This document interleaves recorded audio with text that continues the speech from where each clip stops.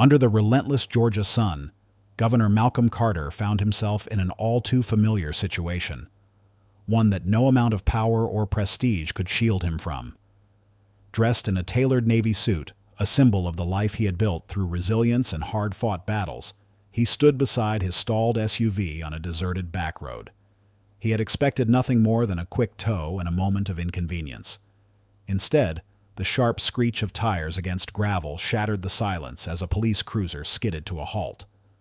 From the driver's side, Officer Travis Holloway emerged with a snarl, his wiry frame coiled with tension, hand resting on the butt of his service weapon.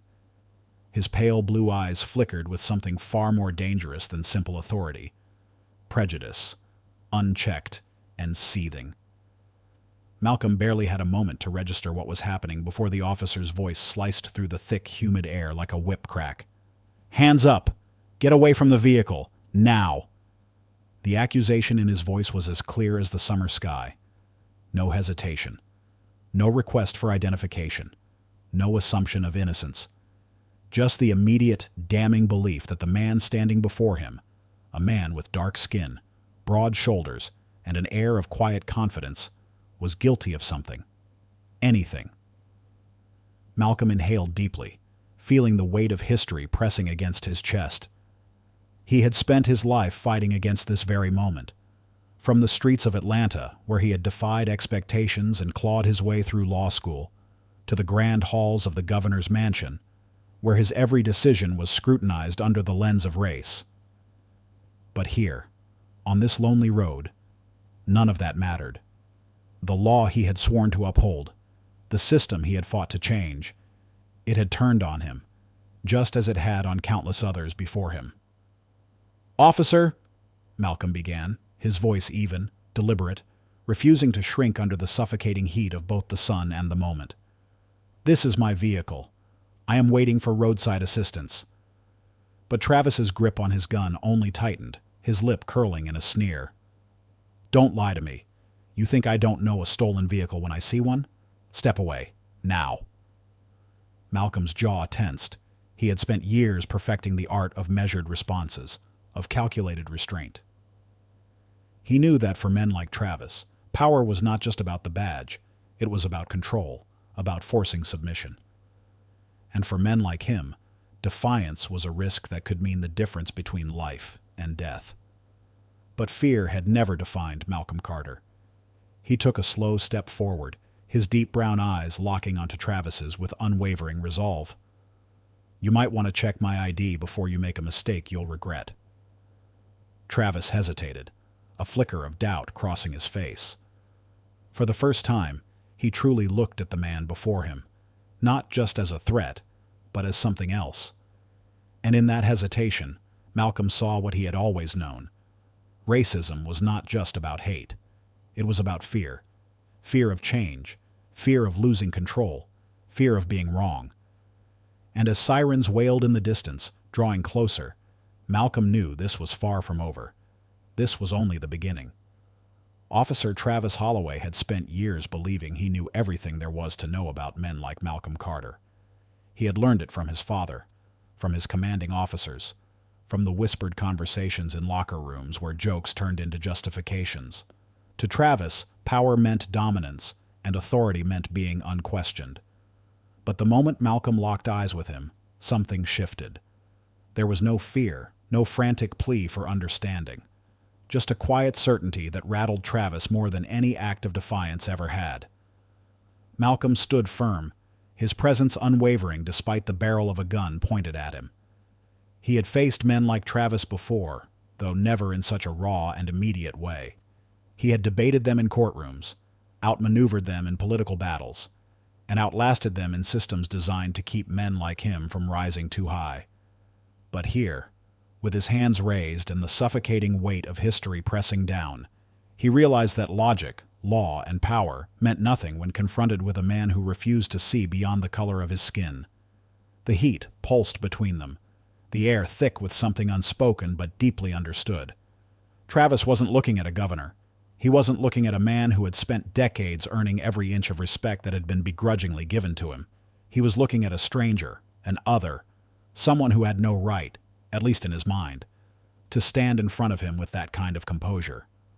Travis's grip on his gun twitched, his knuckles whitening as if the weight of his authority needed to be felt, seen, acknowledged. He wanted Malcolm to flinch, to break, to validate the belief that men like him only understood one language: submission. But Malcolm didn't move. He didn't beg. He didn't crumble under the pressure that had broken so many before him. Instead, he tilted his head slightly, his voice calm but sharp as a blade. "I suggest you call in my plates before you escalate something you won't be able to take back." The words hung between them like a warning, and for the first time, Travis hesitated. There was something about the way Malcolm spoke, not just with confidence, but with the kind of certainty that only came from someone who knew exactly what was at stake. It was a tone that unnerved Travis, a reminder that not every battle was his to win. The radio at his hip crackled. Static hissed before a dispatcher's voice cut through the silence. "Officer Holloway, do you copy? The vehicle is registered to Governor Malcolm Carter. Repeat, Governor Carter. Stand down immediately." Travis's face paled, a flush of heat crawling up his neck as the words sank in. Governor. The realization landed like a blow, and yet Malcolm didn't move, didn't gloat. He simply watched, waiting to see what Travis would do with the truth now placed before him. For a man like Travis, admitting fault was never an option. He had spent his life convinced that his instincts were infallible. But now, standing before a man he had nearly condemned based on nothing but a lifetime of prejudice, he felt something unfamiliar creeping in. Shame. Fear. And perhaps, for the first time, doubt. The silence between them stretched, thick and suffocating. Officer Travis Holloway's mind raced, grasping for control of a situation that had just slipped through his fingers. A moment ago, he had been the one in charge, his finger hovering dangerously close to the trigger, his voice laced with the confidence of a man who believed the law bent to his will. But now, faced with the undeniable reality that the man he had accused, the man he had nearly arrested at gunpoint, was none other than Governor Malcolm Carter, his certainty faltered. Malcolm stood unmoved, his broad shoulders squared, his dark eyes locked onto Travis's with an intensity that burned. He had spent his life navigating rooms where men like Travis never expected him to belong. He had fought to be recognized, to be respected, and to wield power not as a weapon, but as a shield for those who had never been given the chance to stand where he stood now. But this moment, this bitter, all too familiar confrontation, reminded him that no amount of success could erase the assumptions men like Travis made the moment they saw his face. Travis swallowed hard. His hands, so steady when he'd drawn his gun, now trembled as he holstered it. He could feel the weight of every decision pressing down on him. He wanted to say something, to justify his actions, to grasp at whatever authority he had left. But what could he say?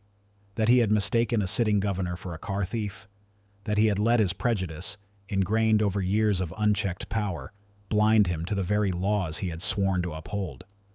There was no excuse that wouldn't sound hollow, no explanation that could erase the truth of what had just happened. Malcolm finally broke the silence, his voice measured but unyielding. "You had a choice," he said, his words cutting through the stagnant air like a blade. "You chose assumption over facts, fear over reason." He stepped forward, not in aggression, but in assertion, in reclaiming the dignity that had nearly been stripped from him in an instant. "How many others have stood where I stood, without a title to protect them?" Travis felt the question settle deep in his chest, heavy and suffocating. He had always believed himself to be a good officer, a man who upheld the law. But the truth was far less flattering. How many times had his instincts shaped by a world that had taught him who to fear and who to trust, led him to make choices he never questioned? And how many times had those choices cost someone their dignity, their freedom, or worse? Malcolm didn't wait for an answer. He knew none would come. He simply shook his head, a quiet disappointment shadowing his face. Then, with the same grace that had carried him through every battle he had ever fought, he turned and walked away. He left Travis standing there, alone with the weight of his own actions, his badge feeling heavier than it ever had before. The weight of the moment hung between them, a silent reckoning neither man could escape. Officer Travis Holloway, once so sure of his authority, now stood frozen, the foundation of his power crumbling beneath him. He had spent years enforcing the law, yet in one impulsive moment he had become the very embodiment of its failures. Across from him stood Governor Malcolm Carter, a man who had fought his entire life to rise above the limitations others had set for him. And yet, here he was, reduced in Travis's eyes to nothing more than a suspect. Malcolm exhaled slowly, his gaze steady, unwavering. He had been here before, not in this exact moment, but in 1,000 others just like it. The cold stare of a man convinced of his own authority. The assumption that his presence in certain spaces must be explained, justified. The subtle, or sometimes violent, reminders that no matter how far he had come, to some, he would always be a question mark, a threat, an outsider. He had spent his life breaking barriers, proving doubters wrong, and yet the cycle always seemed to find its way back. Travis's fingers twitched at his side, as if his body wanted to move, to fix what had just happened. But he remained still. His mind was a storm, colliding between years of ingrained instinct and the undeniable truth standing before him. He had drawn his gun on a man whose only crime had been existing in a way that challenged his own preconceptions. The uniform he wore, the badge he carried, had always felt like symbols of justice, of righteousness. But tonight, they felt different. They felt heavy, weighted with the reality of the damage they could do when wielded without thought, without restraint.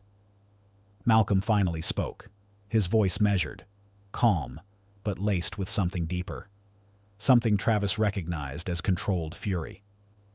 "What you did tonight," Malcolm said, his words deliberate, "wasn't about the law. It wasn't about justice. It was about what you expected to see when you looked at me. And that is what makes this dangerous." Travis swallowed hard. He wanted to argue, to push back, to defend himself. But the words wouldn't come. Because Malcolm was right. He had been trained to react, to trust his instincts. But what if his instincts had been wrong all along? What if every choice he had made, every suspicion he had followed, had been tainted by something deeper, something he had never dared to question? Malcolm shook his head, his expression unreadable. "The difference between us," he continued, "is that I don't get the luxury of making a mistake like this, not without consequences." He took a step forward, his presence commanding, but not threatening. "So tell me, Officer Holloway, what happens next? Do you learn from this, or do you pretend it never happened?" Travis felt his throat tighten. The easy response would have been to dismiss it, to justify it. But for the first time, he didn't want to take the easy road. He didn't want to be that man anymore. He met Malcolm's gaze and, for the first time, he truly saw him, not as a suspect, not as a threat, but as a man. And in that moment, Travis knew he had a choice. The weight of truth pressed heavily on Officer Travis Holloway as he stood in front of Governor Malcolm Carter. The air between them was charged with an unspoken challenge, one that had nothing to do with physical strength and everything to do with moral reckoning. Travis had spent years believing in his own sense of justice, convinced that his instincts were law, that his authority made him right. But standing here now, with Malcolm's gaze locked onto his, unwavering and unafraid, he realized how fragile that belief had always been. Malcolm had given him a choice to recognize the harm he had caused, to own it, and to change. Or a choice to let pride win, to bury this moment, to pretend it never happened, and in doing so, allow the cycle to continue. The easy path was always there. He could rationalize his actions, insist that he had only been doing his job, claim that Malcolm had simply been in the wrong place at the wrong time. But deep down, Travis knew that would be a lie. The truth was stark and undeniable. He had seen a black man in a nice car and assumed he didn't belong. His hand had gone to his gun before his brain had even caught up. It wasn't law enforcement. It wasn't protection. It was prejudice, reflexive and unchecked. For the first time in his life, Travis felt small in his uniform. He had always taken pride in it, in what it represented, but now he wondered what it had shielded him from. He had spent years thinking he was enforcing justice. But had he ever really questioned the system he was upholding? Had he ever considered how it felt to be on the other side of that badge? He had been given power without being taught the weight of it, and that ignorance had led him here, to a moment where he was face to face with the consequences of his blind authority. Malcolm didn't say anything more. He simply stood there, waiting. Because this wasn't about Malcolm proving a point. It was about Travis confronting himself. And as much as he wanted to escape it, he couldn't. The world would keep spinning after this night. Malcolm would go on leading, speaking, fighting for justice as he always had. The only real question was what Travis would do. He exhaled sharply, his pulse steady, but his thoughts in turmoil. Apologizing wasn't enough. Promising to do better wasn't enough. He had to unlearn everything he thought he knew. He had to step beyond the role he had always played and do the hard, uncomfortable work of change. And that change had to start now. Travis finally nodded, the action small but significant. He didn't have the words yet, but he knew one thing for certain. This moment would not be forgotten. It would follow him, shape him, push him forward. Because for the first time in his life, he had seen the truth. And the truth demanded more than silence. The echoes of the past never truly disappear. They linger in the choices we make, in the systems we uphold, in the unconscious biases that guide our hands before our minds even process a thought. For Officer Travis Holloway, that realization arrived like a punch to the gut. He had spent his career believing he was a good man, that he was enforcing the law fairly, that he treated everyone the same. But now, as he sat alone in the quiet of his apartment, replaying every moment of his encounter with Governor Malcolm Carter, he was forced to confront the truth. He had not been fair. He had not been just. And in that single moment of misplaced authority, he had revealed the cracks in the very system he had sworn to defend. He couldn't stop seeing Malcolm's face, not in anger, not even in disappointment, but in something far worse: expectation. The quiet, measured look of a man who had seen this play out too many times before. Malcolm hadn't been shocked by the way Travis had drawn his weapon, by the way he had assumed guilt before facts. No, what unsettled Travis the most was the way Malcolm had expected it. And that expectation meant that men like Travis, officers who thought they were fair, who thought they weren't part of the problem, were just another version of the same oppression. The truth burned. It clawed at every memory, every moment in his career, when he had made a snap judgment, when he had let his instincts define reality instead of facts. How many times had he seen a black man in an expensive car and thought, how did he afford that? How many times had he pulled someone over and felt an extra layer of suspicion simply because of the color of their skin? How many times had he been the embodiment of the very thing he swore he was fighting against? Travis leaned forward, elbows on his knees, his head in his hands. It wasn't enough to feel guilty. Guilt changed nothing. He could sit here for hours, days even, beating himself up over what he had done, but that wouldn't erase the years of conditioned bias, wouldn't undo the fear he had put in Malcolm's heart, wouldn't rewrite the stories of every man who had stood in Malcolm's shoes before him. He had to change. But change wasn't a switch to flip. It was a process, a painful, unrelenting process of unlearning, of listening, of stepping outside of his own perspective and seeing the world as it really was. He had spent so long trusting the system, believing in its justice. Now, he saw it for what it was: flawed, broken, and built on a foundation that had never truly served everyone equally. Malcolm had given him an opportunity, not through mercy, not through leniency, but through truth. And now it was up to Travis to decide what he would do with it. Would he retreat into the comfort of ignorance, pretending this was an isolated mistake? Or would he step into the discomfort of accountability, of actively dismantling the prejudice that had been ingrained in him for so long? There was only one real choice. And for the first time, Travis wasn't just enforcing the law, he was seeking justice. The weight of the moment lingered long after the confrontation had ended. Governor Malcolm Carter had walked away with his dignity intact, his name cleared, and his power reaffirmed. But the real battle was far from over. A single encounter couldn't erase decades of systemic bias, nor could it undo the damage inflicted by generations of injustice. The lesson had been taught, but what mattered now was whether it would truly be learned, not just by Officer Travis Holloway, but by the institution he served, by the community that bore the weight of its failures, and by the people watching, waiting to see if change was possible. Malcolm understood that justice wasn't just about a moment of reckoning, it was about what came after. He had seen too many performative apologies, too many moments where people recognized their mistakes, but did nothing to prevent them from happening again. His fight wasn't against one officer, one injustice, or one system. It was against the deep-seated indifference that allowed these moments to repeat themselves, over and over, without real consequences. The question wasn't whether Travis felt remorse, it was whether that remorse would turn into action.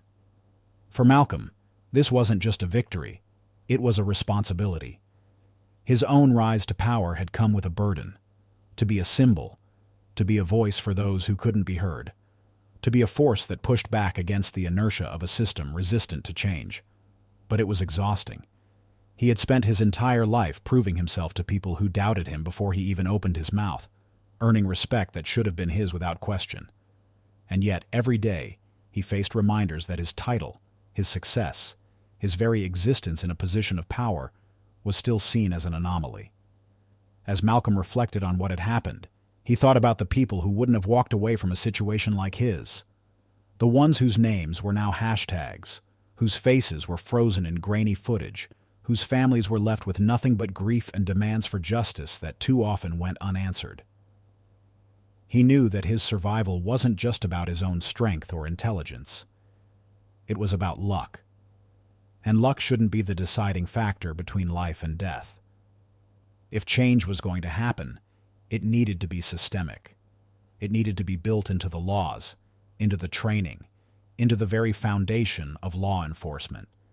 It needed to be driven by people like Travis, people who had seen their own failings and committed to being better. It needed to be demanded by communities who refused to accept the status quo. It needed to be fought for, not just in the streets, but in the courtrooms, in the legislative chambers, in every place where power was wielded. As the sun dipped below the horizon, Malcolm knew the fight wasn't over. It never would be. But as long as there were people willing to push forward, to hold the system accountable, to demand better, then there was hope. And hope, no matter how fragile, was always worth fighting for. The story of Governor Malcolm Carter's battle against injustice is not just about one man standing his ground. It is a reflection of a deeper struggle, one that has persisted for generations. His confrontation with Officer Travis Holloway was more than a test of authority. It was a moment that revealed the dangerous weight of unchecked power, the fragility of justice when left in the wrong hands, and the resilience of those who refused to bow to prejudice. This was not just a personal victory for Malcolm. It was a statement, a demand, and a wake-up call. What happened in that moment was a microcosm of a much larger issue. The way certain individuals in positions of power believe they are above accountability. For too long, people like Travis have hidden behind their badges, using them as shields to justify discrimination and violence, assuming that their actions will never be questioned. But Malcolm's presence, his refusal to be intimidated, forced the truth into the light. It exposed the harsh reality that, despite the progress society has made, there is still a long road ahead. The lesson here is not just that justice must be fought for, it is that justice must be protected. It is not enough for one man, even a governor, to push back against the system. Real change happens when entire communities refuse to accept injustice as normal. It happens when people stand together, when voices rise in unison, when those who hold power are reminded that they serve the people, not their own prejudices. More than anything, this story is a reminder that courage in the face of oppression matters. Malcolm's refusal to submit, his ability to keep his composure even when falsely accused, and his unwavering commitment to justice should inspire all of us. His story proves that fighting for what is right is not about having the loudest voice or the most authority. It is about having the will to stand firm when everything is pushing against you. But this fight is not over. It never has been. The system that allowed Travis Holloway to feel emboldened in his racism is still intact. The institutions that allow officers like him to act with impunity still exist.